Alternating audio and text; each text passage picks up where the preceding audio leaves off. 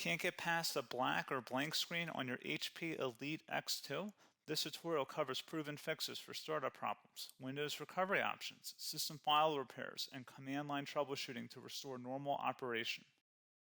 A lot of errors pertain to this problem, and we're going to go ahead and jump into what should hopefully be a pretty straightforward process, guys. And we're going to go ahead and jump right into it. First thing I'd recommend doing would be to actually go ahead and boot to the troubleshooting utility on Windows 11. So if you do a hard power off 3 times in a row, Windows should automatically attempt to launch the startup repair utility. And if it doesn't find anything, it will give you the option to select advanced settings, in which case it will take you to a screen that looks like this. Now, if it does not take you to a screen that looks like this, or you're unable to get to that, you can also download the Windows 10 Media Creation Utility, or Windows 11. They probably will make a creation utility for Windows 11 at some point. And it doesn't really matter, you can actually run the Windows 10 utility on Windows 11 as far as I'm aware. And you should be able to run the troubleshooting utilities built in within it. So you just would go ahead and download it to an ISO file and then burn it to a DVD or USB.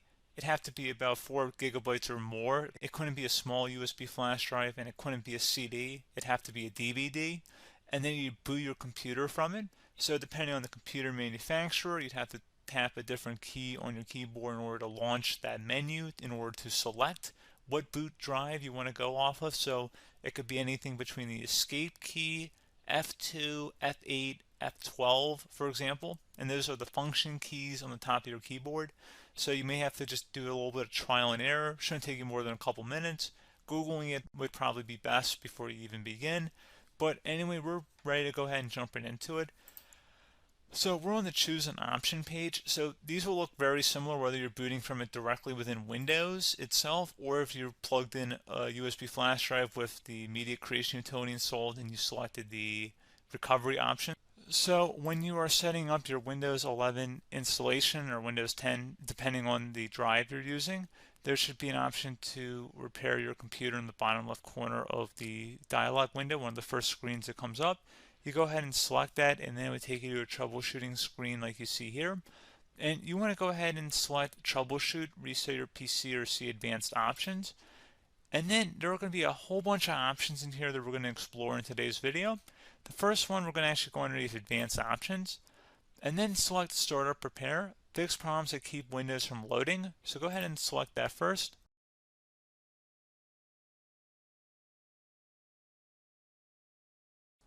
Okay, so you can see it could not repair our PC. That was our first option we could try.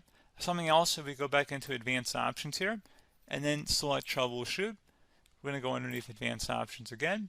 You can go ahead and actually access safe mode by selecting startup settings. And then if you select the restart button, you have the option on the screen, select safe mode with networking, which will give you a key on the screen. It'll tell you which key to press to enter that. I believe it's the F7 key. It'll do that for you. I'm not going to go over that in today's tutorial because I don't really want to go into safe mode, but you're more than welcome to attempt that by going into here and then selecting restart. Again, it'll launch another screen. It'll say what key do you want to press, and it'll give you like 7 or 8 different options, and you want to select safe mode with networking. There's also an option for a command prompt too, but that's going to be something we're going to cover later in this video, and we don't even have to go through that in order to access it. So that's why I'm not going to really push for that, because unless you know exactly what's causing the problem, you probably don't need to go into safe mode. Unless you're trying to recover files, in which case then you definitely can go into safe mode, but we're trying to actually recover our computer here. So I hope that makes sense. Something else we can also try here as well would be to uninstall updates, remove recently installed quality or feature updates from Windows. So if you go ahead and select that, you can uninstall the latest quality updates, which generally is the more day-to-day updates. Feature updates are the less regularly released ones, like the big ones. I would equate it to service packs in like Windows 7 and Windows Vista and Windows XP. So larger updates that occur once or twice a year at most. And the quality updates are more just a regular update. So probably obviously depend, it'll take longer if you're going to try and uninstall the latest feature update versus quality update. And maybe you don't need to go back that far. So just giving you guys a couple of pointers with that. Something else you can also look at here, and we're going to jump into the command prompt in a little bit, but you can select System Restore, which will use a restore point recorded on your PC to restore Windows. And this is something I would highly recommend here, guys. So select next. Assuming you have a restore point saved on your computer, you go ahead and select the most recently created one, and you'll select next, and then you'll select the drive. You shouldn't actually have to select the drive. You can scan for affected programs, but we're going to keep it all default here, and then we're going to select finish. So once started, system restore cannot be interrupted. Do you want to continue? I think we're going to select yes. I don't think we have anything better to do on our computer right now, so just give it a moment here to initialize. It will take a couple minutes to run, obviously depending on how large your hard drive is and how much is saved on the system restore point. So just give it a couple minutes here.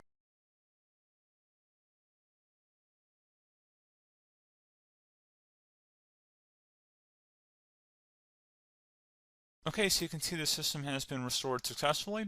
We're going to go over a couple different methods in addition to that if that did not work. So I'm just going to pause the video and we're going to start back on the recovery screen that we started with. Okay, so a couple other things we can try here too. If you go back into troubleshoot, you can select reset your PC while you choose to keep or remove your personal files and then reinstalls Windows. You can select to keep my files, which will remove apps and settings but keeps your personal files. You can also select remove everything, which will remove all of your personal files, apps, and settings. So this is more of a factory reset, the second option here. First option, it should not delete all of your personal files. However, it will pretty much clear most of your programs, and keep in mind, there's no guarantee that your information, number one, is even still available and easily recoverable on your computer to the point that you actually would be able to recover anything. And the second point is that there's always a chance that it won't actually recover and it will just do a factory reset anyway. So there's no guarantee that actually would keep your files anyway. So I would recommend trying to get a recovery tool and backing that up first before selecting it anyway. But again, those are a couple of different options. And then something else you can try here if you go back to the choose an option. Another option, if you go underneath choose an option and select troubleshoot, advanced options, and now select where it says command prompt. Okay, so the first thing we should do is type our main hard drive here. In most cases, it should be the C drive. So you just do a C colon and then hit enter on your keyboard. So once you're underneath the C drive, we're going to type in dir and then hit enter on your keyboard. It should have program files, users, and Windows all in there. That's how you know you're in the right directory.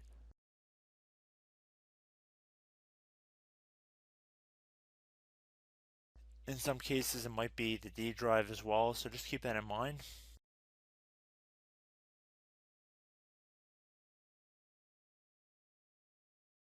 Next thing we're going to do is type in cd space / Windows / system 32 / config,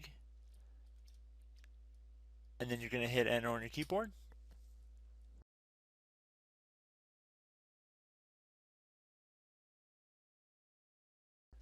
So now you're going to type md space backup. If you've seen other tutorials, it might also say to put down md backup.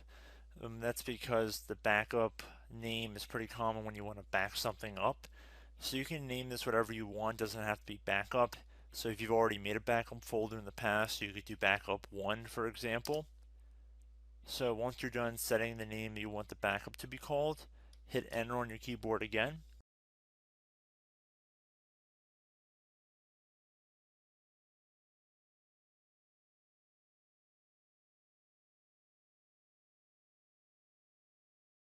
At this point you want to type copy, C-O-P-Y, space, then you want to do the star symbol above the 8 key, then do a period or a dot, whatever you want to call it, then another star sign, and then another space, and then type backup, and then hit enter on your keyboard.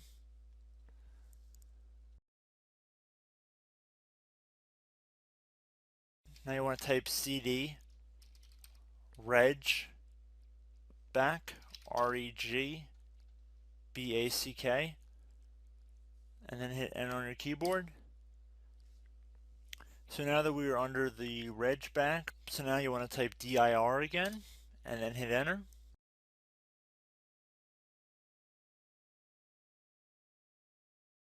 So now at this point we're going to type copy again. So copy, space, $,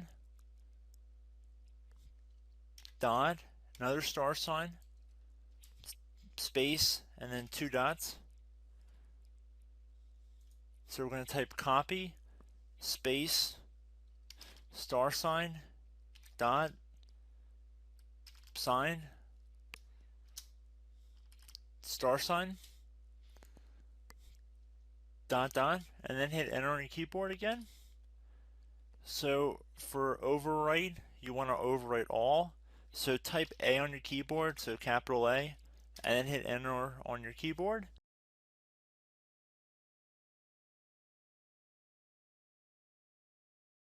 So at this point, you should be good to go. You can close out of the command prompt window. And if you accidentally continue to Windows 10, you should be all set. So I hope one of these 3 or 4 different methods we went through in this tutorial helped you guys out. Again, I'm not sure if you guys heard me earlier, but try to go back into your safe mode if possible and uninstall any programs you know might be conflicting with the Windows startup if you can get into safe mode. So just keep that in mind. Something very simple like that could be blocking up everything. So again, I hope this tutorial helped you guys out, and I will catch you in the next tutorial. Goodbye.